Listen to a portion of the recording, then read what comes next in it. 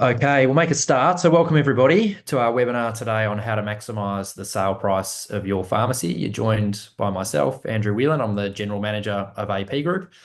We've also got our New South Wales State Manager, Jack Brown. How are you today, Jack? Good, thanks, Andy. How are you, mate? Very good, thank you. Very good. Now, before we get started, I would like to acknowledge the traditional owners of the lands on which we conduct the webinar today. We pay our respects to their elders, past and present. At the conclusion of the webinar, we'll be taking some time to run through any questions that come through. So there's a Q&A function on the bottom menu. Fire those questions through whenever you like through the presentation, and we'll get to as many as we've got time for at the end. If we don't happen to get to your question, we will be able to come back to you individually after the session. All right, so I'll take you through the agenda for what we're going to cover today. So we're going to cover three stages to a successful campaign. So in brief, that is what to do before you decide to sell, how to prepare your listing once you've decided to sell, and then finally getting the best out of the campaign. We'll run through a case study of where this has been put into practice really well and share the results with you. We'll also cover some key takeaways and finally some Q&A at the end. All right, so we'll get into the content proper. Jack, I'll pass over to you if you could take us through the first of the key stages, sale readiness checklist. Yeah, thank you. Happy to. So, as Andy mentioned, these are some of the key items that AP Group would help you review if you were considering a potential sale in the short to medium term. These are aspects of your business or your personal circumstances that will determine the ideal time for a sale, as well as addressing, I guess, some of the other macro implications. So the first checklist item we review is your lease. Now, this is obviously key to the performance of any pharmacy, and it's going to form part of a buyer's review. However, if there are elements of the lease that need to be amended in order to maximize the sale, you need to make sure that you're giving yourself sufficient time to resolve those prior to listing. So the most common issue that needs to be addressed is generally tenure. Banks ordinarily need a minimum of 5 years in order to grant a loan, but most loan facilities are circa 15 years. So in the example where you only have 3 years left, it's obviously in your interest to extend your lease prior to listing, just so the purchasers won't have any issues obtaining finance. This process can often take months, as I'm sure some of you will experience with landlords previously, so it's best to start well before you intend on selling. There's also a few other less common issues in leases that we'll have a look for, things like demolition clauses, maybe some landlord fit-out contributions, but those are certainly things that AP Group can help you identify as part of the review. The second checklist item is your franchise agreement. Many aware of their obligations and they encounter difficulties either during the sale process or even post-settlement. So a couple of the key elements that AP Group would always look for are contributions that are linked to clawbacks and a first or last right of refusal clause.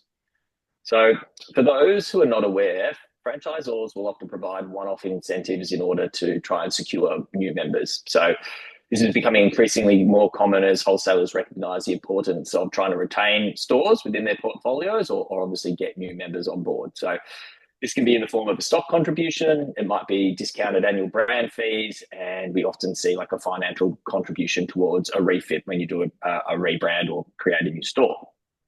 So generally speaking, these incentives would need to be paid back pro rata if the agreement is terminated mid-term as part of the sale. So this can sometimes equate to hundreds of thousands of dollars and is obviously going to have a significant impact on your net position. So one example that we see fairly commonly at the moment is if you receive a fit-out contribution, so for the point of the example, let's say it's $500,000 in order to sign a 5-year franchise agreement, you would need to pay back $200,000 of that if you sold while there is still 2 years left on your agreement.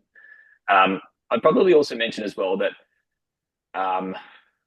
actually first we'll cover the first and last right of refusal clauses first. So this is something that the franchisors use as well as a retention strategy. So understanding your obligations will dictate how and when you notify the franchisor of your intentions, and ultimately just ensure that you're meeting those obligations without adversely affecting your sale outcome. This is something we encounter a lot at AP Group, given that we deal with all the different, the banner groups and all the major brands. And we have slightly different strategies depending on the different scenarios. Each franchise is slightly different. But I will say that most franchisors will potentially overstate your franchisee's obligations. So it's definitely worthwhile getting some external advice, and that's something AP Group can help you with. Tax implications, so particularly understanding your capital gains is another checklist item that's really important. So I had a client recently who didn't seek proper advice, or maybe not expert advice, let's call it, and ultimately ended up with a $2 million tax bill at settlement that they weren't expecting. So in the initial review, AP Group can help you identify, I guess, whether CGT appears to be a likely issue, and then we can kind of recommend a tax expert who can provide some more detailed advice around maximising the various concessions that are available. It's worth highlighting that there are quite a few concessions that are available, but the eligibility criteria is actually really complicated. And most accountants, even if they're pharmacy-specific accountants, are actually not very well equipped to provide advice in the area. So yeah, it's certainly worthwhile seeking, I guess, an expert opinion. And it's worth highlighting too that some of the strategies that an accountant would recommend in order to be eligible for those concessions can take 2 to 3 years to see out, and particularly if you're moving assets around. So it's definitely worth investigating now, even if you're not considering a sale, maybe for 2 or 3 years. The last checklist item is kind of your loan agreements and finance implications. So I might pass that one back to Andy, given his AP finance man. Sure thing. So, key thing here is really just making sure that the bank will be willing to release security over the pharmacy that you're looking to sell. Probably a couple of things to draw your attention to here. One area that we do see that can potentially create issues is where the pharmacy that you're selling actually provides security for other assets as well. And then a second one is where the pharmacy that you're selling, or the proceeds from the sale for the pharmacy that you're selling, isn't sufficient to actually clear the loan for that pharmacy. So both of those things can be managed, but it's not something you want to discover sort of on the eve of settlement. Getting ahead of it's really, really important. And I guess just to wrap on this slide, generally, there's quite a bit in this, a bit of content, but the key thing really is, the key message to take away is give us a call and we'll be able to walk you through each of these things as they're relevant to you, and plot out a plan of attack for how to address them if required. All right, we'll keep moving through the content. So this is on to the second of the key stages. And Jack, I'll pass back to you to take us through preparing the listing for sale. Yeah, okay. So I guess if having completed the checklist we covered in the previous slide, you decide that you're ready to sell, that it's a good time. Then there are a few key elements of a preparation that result in a successful campaign. So the first is to ensure that you're providing quality information, which sounds obvious. However, I think it's still underestimated, the importance that is, I guess, by most vendors. And for the point of a definition, information needs to be both current and complete to be defined as quality. So in regards to complete data, it just really means providing all the information that would be helpful to an interested party. So we regularly have clients who would like to release data in stages, maybe prefer to provide limited information in the first instance and make additional reports kind of available on request. And I can understand the appeal of that process. It's obviously sensitive information. It's also a little bit less work initially.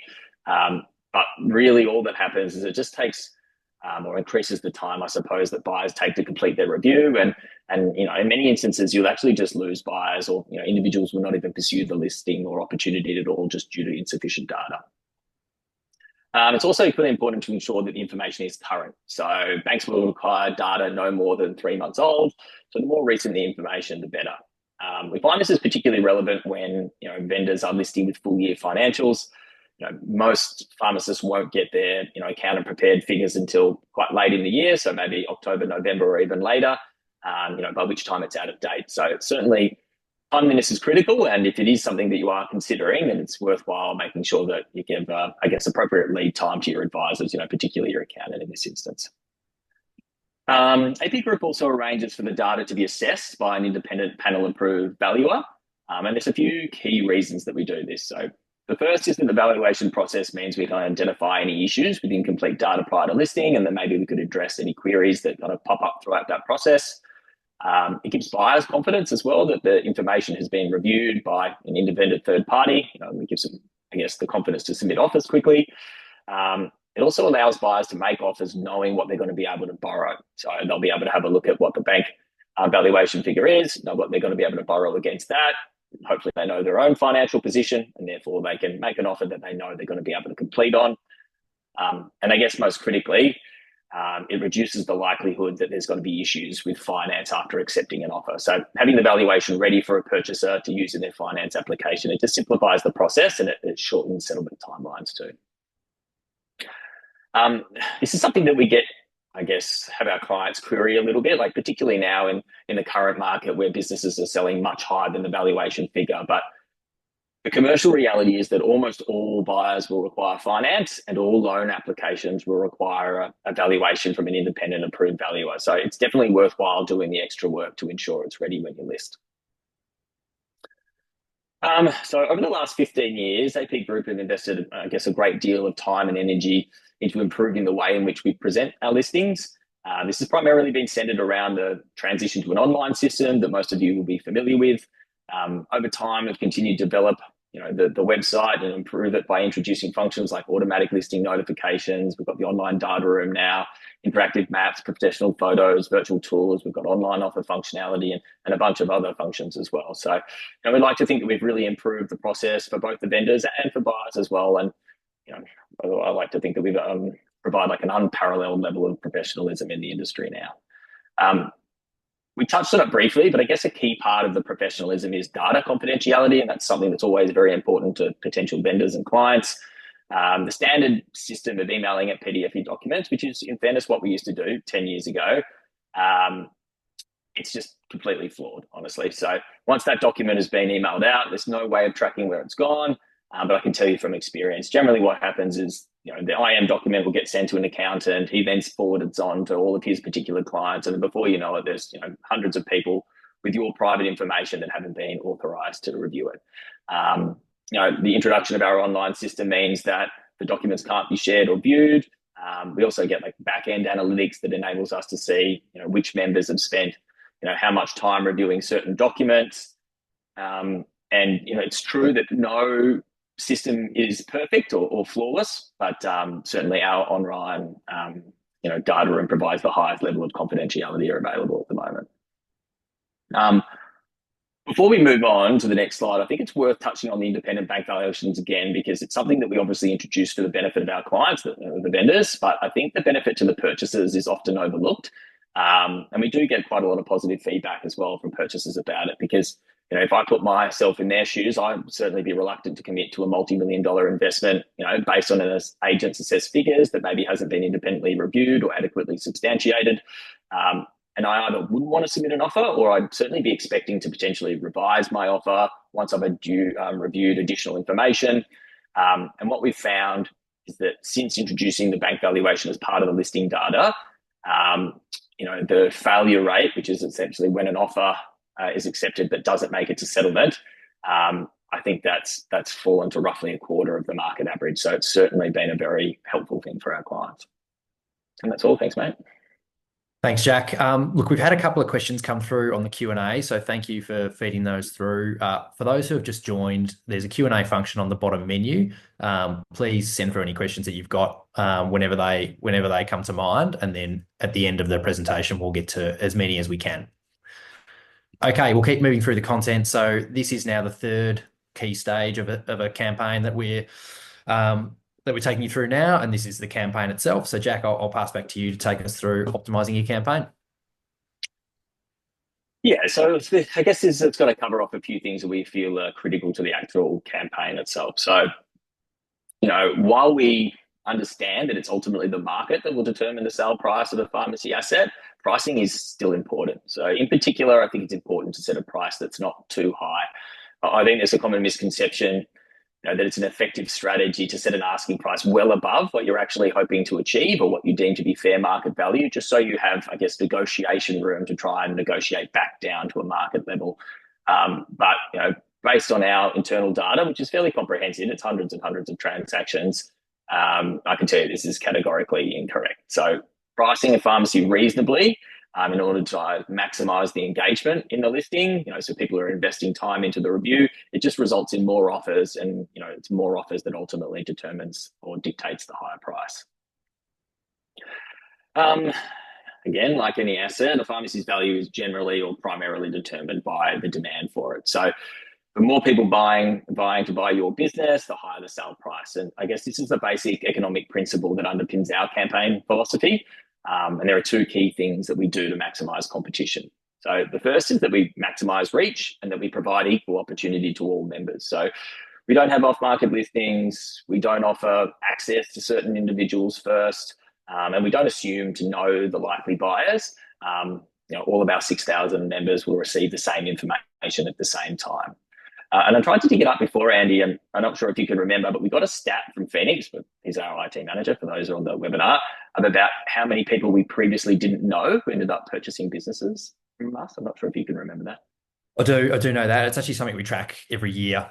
So depending on the year, it's between 20 to 25% of all buyers of pharmacies through the AP network are either first-time pharmacy buyers or buyers who were previously unknown to us before the campaign. So up to a quarter. Yeah, okay. Well, thanks, mate. I'm real good at those stats, and it's actually higher than I thought. But goes to show, 1 in 4 or 1 in 5 purchases are someone we don't know previously. So there's certainly benefit in maximising the reach.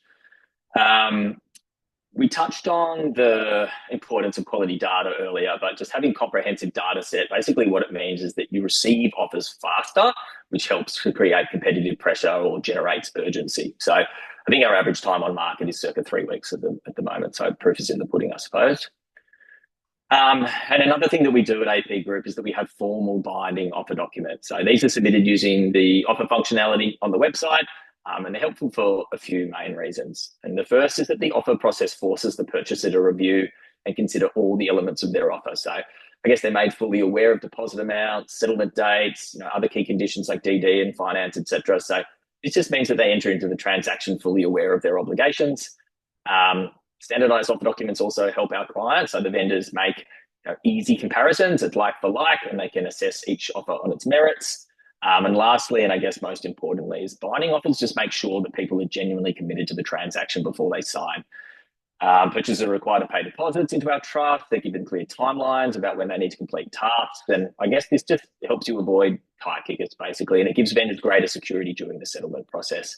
I should probably highlight as well that we have our own internal legal team. So I guess that what enables us to offer this type of service to our clients. Perfect. Thanks, Jack. Well, so what we wanted to do now is just take you through a case study of when this has been brought to life. So we'll take you through a recent sale campaign from Southwest New South Wales. Now, this business was engaged to be sold on the 31st of July this year. We were able to receive prompts and thorough information from the vendor and ultimately get it to market on the 25th of August, so about a 4-week time frame to bring it to market. We got an independent bank accredited indicative valuation for this business, which we do for almost all of our sales. That came in at 1.85 million. This particular pharmacy, we knew there'd be a lot of competition to buy it, given its location and the fundamentals of the business. And so the asking price was set at offers over 2.2 million. So even achieving that sale price would have been a significant premium to valuation and would have been a really good result. Through the campaign, we were able to expose this business to over 1,100 unique buyers on our website.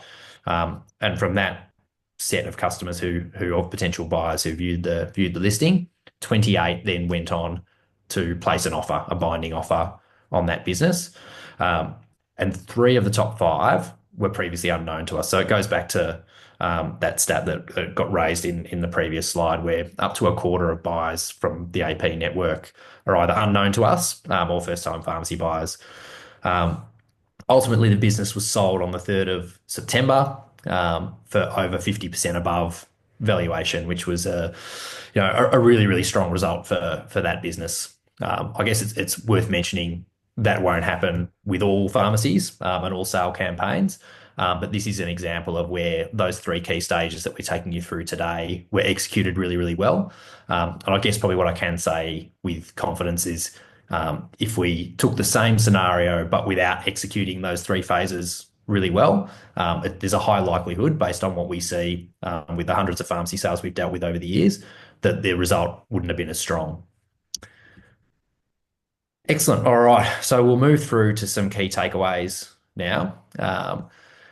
So the first thing to take away, we took you through some content at the start of the presentation around what to do to get your business ready pre-sale. There's quite a bit of detail in that. So what we wanted you to take away today was just to give us a call, and we can run you through that checklist and really draw out if any of those things are important to the sale of your pharmacy, and then what the plan of attack would be to get yourself sale ready. The second key thing that we really want to reiterate is the most successful campaigns we see across the hundreds of pharmacies that we sell are the ones that tick off those three key stages really well. So getting sale ready, preparing the listing with quality information, timely information, and accurate information, and then finally getting the best out of the campaign process. They're the common threads that we see that deliver the best results consistently. And then finally, just to reiterate the point around the benefit of maximizing competition. So there's the stat that we mentioned before, where up to a quarter of buyers are previously unknown to us or are first-time pharmacy buyers. And there's another stat that I want to share with you around the number of new entrants to the market each year. So it's around about 3,000 students graduate from pharmacology each year and enter the market. Large number of those enter the market with aspirations to own their own business, even if they're not ready at day one. So the market changes. It's very dynamic. There's people coming into it all the time. And really, if you're selling your asset, you want to make sure that you're getting the best possible exposure to that entire pool of buyers, because ultimately you just don't know who's going to pay the best price for your pharmacy. Fantastic. Now we've got time for some Q&A. Thank you for sending those questions through. Um, let's see what we've got. So, Jack, I'll send the first one to you, if you don't mind, and that is, what is a first or last right of refusal in relation to a franchise agreement? Yeah, okay. So I guess first and last rights are basically just an obligation to offer your business to the franchisor at some point during the sale process. So a first right means that you would give the franchisor an opportunity at the beginning of the process. So you would prepare the business, set an asking price, and then offer to the franchisor first. And then conversely, a last right of refusal is where you would probably offer it to them at the end of the campaign. So you would go to market, receive a bunch of offers, and then you would take, present the highest offer to the franchisor and give them an opportunity to match it. It's oversimplifying a little bit, but that's more or less how it works. Thanks, mate. I think that's well explained. I guess the only thing I'd add to that is it really should be seen as a positive. Whilst it's something that needs to be managed in your sale campaign, what it does guarantee is that you've got an interested party there ready to make an offer on your business. So including that in the overall suite of market competition is a positive thing. Second question, which I'll pick up, and that's what is a bank panel approved valuer? So there's independent valuation firms that operate in the marketplace that are accredited by the banks to perform those valuations. So they'll typically value a pharmacy based on the earnings that the pharmacy generates and apply a capitalisation rate to that valuation. The key thing here is that banks will rely on those valuations for the amount of funds that they lend for a pharmacy, which is where it gets important. And I guess probably the other thing to flag as well, they're accredited by the banks as independent valuers, so they sit very separate to the banks, are very separate to the sale process, and they can be relied upon by purchasers, but then also the banks will use those to govern their lending as well. We've got time for a couple more. Jack, I'll send this one back to you as well. It's a question around private listings. Do we ever offer private listings? Um, yeah, so we get asked this question a little bit actually primarily from members, but I guess the short answer is that on very rare occasions we might have what we call a hidden listing, but historically when we've done those, they've been for unique kind of opportunities. So generally very large groups with 30-40 million dollars in terms of value. Because as a rule, we don't ever really recommend that the client don't go to market in full, simply just because it results in a better outcome. So, all pharmacy owners will generally know someone who might be interested in their store. And it is possible to sell a business by only approaching, 3 or 4 targeted purchasers, but it just results in a poorer outcome. So I guess our belief is competition is key. So we never really think that it's in the interest of the vendor not to go to market on full. So I would say not really, basically never. Thanks, mate. I think we've got time for one more, which I'll send back to you as well, if that's okay. And that's when's the best time of year to sell? Yeah, I think we looked into this a couple of years ago, maybe, and I think the statistics that we got back basically suggested that there isn't a good or bad time. So I think as long as the information is current, and you're providing quality data, then it doesn't really matter when you sell. But the obvious exception might be maybe over Christmas time. Like I wouldn't recommend listing just before the Christmas break. But outside of that, yeah, I think that the outcome of our review was that there's no good or bad time to sell. It's more just about how quality your data is. Fantastic. Thanks, Jack. So a big thank you to everybody for joining us today. You can see Jack and my details up on the screen there. So if you've got any questions or want to get in touch with us after the session, please feel free. Do want to flag as well, we've got the news section of our website at apgroup.com.au has information around selling your pharmacy and a bunch of really useful stuff around the whole process, the financing process as well, and legal aspects. So feel free to jump on there and access that content. Finally, in terms of what you can expect after the session today, we'll send an email out to everyone who registered and attended. That'll have a recording of the session. Feel free to pass that on to anyone who you think might find it useful. We'll also include a survey as well. Now, the survey will only take about 30 seconds to fill out, but we greatly appreciate people's input on that. It helps us keep these webinars as relevant and as useful as possible. So yeah, we'd appreciate your support with a response on that survey. And yeah, lastly, big thank you to everybody for your time today, for coming along. Thank you to you, Jack, for sharing the content with us. You're And yeah, welcome. look forward to seeing you at the next one. Thanks, guys.